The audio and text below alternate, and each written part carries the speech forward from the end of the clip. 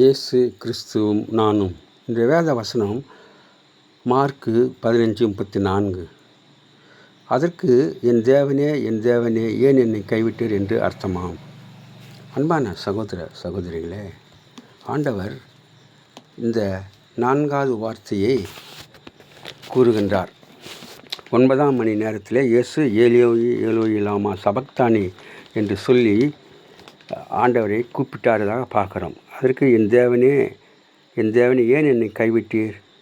பிதாவுக்கும் குமாரனுக்கும் இடையே இருந்த ஒருபோதும் பிரிந்திராத உறவு அவருக்கு இடையில் மனுக்குலத்தின் பாவம் குறுக்கிட்டதால் மிக சிறிய கால அளவு பிளவுபட்டது. தமது பாவங்களை இயேசு சிலுவிலே சுமந்தார், நமக்காக மாக்கப்பட்டார் என்று 1 கொரிந்தியிலே வாசிக்கின்றோம். அவருக்காக வாழ்வதும் அவர் பற்றி அறிவிப்பதும் அவரது அடியாளுக்கு உதவுவதும் அனுதினமும் அவரை போற்றி பணிந்து கொள்வதுமே நாம் ஆண்டவருக்கு செய்கின்ற காரியமாக இருக்கின்றது. நமக்காக பிதாவினாலே கைவிடப்பட்டார். Have a blessed day. God bless you. Give your heart to God, your hand to man. Live in God's word, live on our knees. Thanks for watching.